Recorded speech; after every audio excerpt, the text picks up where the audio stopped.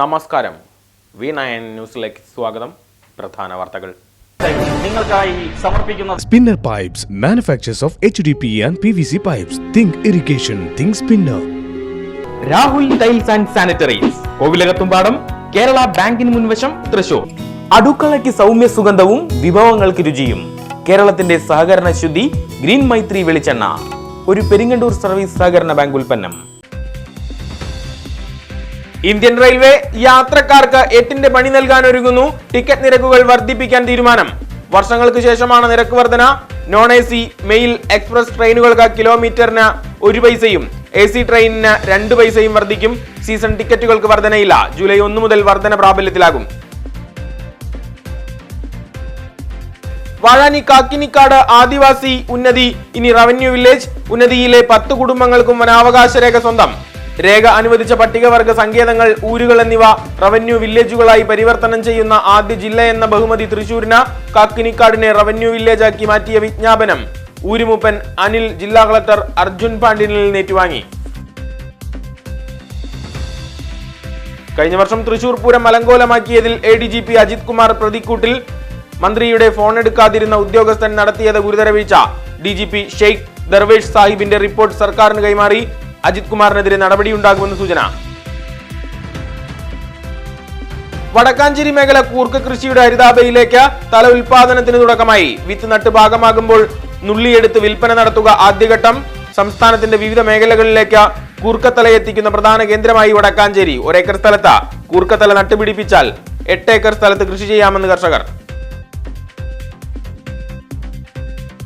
തെങ്കര, അവണൂർ, മുണ്ടത്തിക്കോട് മേഖലകളിലേക്ക് ജലസമൃദ്ധി ഉറപ്പാക്കിയിരുന്ന പറമ്പായി പത്താഴക്കുണ്ട് ചീപ്പ് ചിറയ്ക്ക നഷ്ടപ്രതാപം.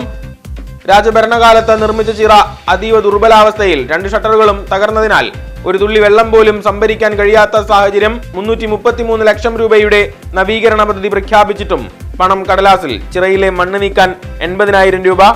കനത്ത മഴയിൽ തടസ്സപ്പെട്ട് പദ്ധതി.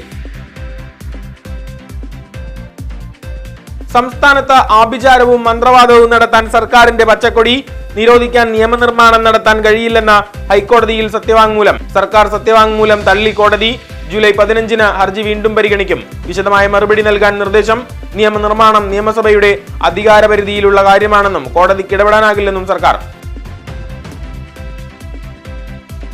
മണ്ണുത്തി വടക്കുംചേരി ദേശീയപാതയിൽ 57 ഗ്രാം MDMA-യുമായി വെളപ്പായ സ്വദേശിയായ യുവാവടക്കം 3 പേർ പിടിയിൽ. മുടിക്കോട് ആഡംബര വാഹനത്തിൽ നിന്നാണ് മാരക ലഹരി വസ്തു പിടിച്ചെടുത്തത്. വെളപ്പായ സ്വദേശി അഭിജിത്ത്, മുതലമട സ്വദേശി ദിലീപ്, ഒറ്റപ്പാലം സ്വദേശി പ്രജിത്ത് എന്നിവരാണ് പിടിയിലായത്. സ്ഥിരം കടത്തുകാരെന്ന് റിപ്പോർട്ട്.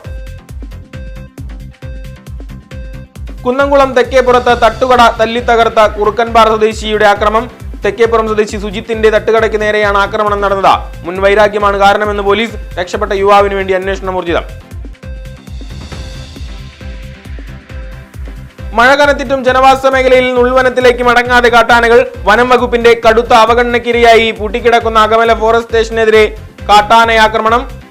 കെട്ടിടം കുത്തിമറിച്ചിടാൻ ശ്രമം. മതിൽ തകർത്തു. ഗേറ്റ് മറിച്ചിട്ട് സംസ്ഥാന പാതയിലേക്ക് പ്രവേശിക്കാനുള്ള ശ്രമം വിജയിച്ചില്ല. പാഞ്ഞാളിൽ പുലി ഇറങ്ങിയതായി അഭ്യൂഹം. ജനങ്ങൾ ഭീതിയിലമർന്നത് മണിക്കൂറുകൾ. വനപാലകരെത്തി നടത്തിയ പരിശോധനയിൽ ഇറങ്ങിയത് കാട്ടുപൂച്ചയെന്ന് വിലയിരുത്തൽ. വായന പക്ഷാചരണം. വടക്കാഞ്ചേരിയുടെ അക്ഷര വെളിച്ചം കേരളവർമ്മ പൊതുവായനശാലയിൽ അക്ഷര തീർത്ഥാടനത്തിന് തുടക്കം. മികവിന്റെ കേന്ദ്രമായ വായനശാലയെ കുറിച്ച് പഠിക്കാൻ നിരവധി വിദ്യാർത്ഥികളെത്തി.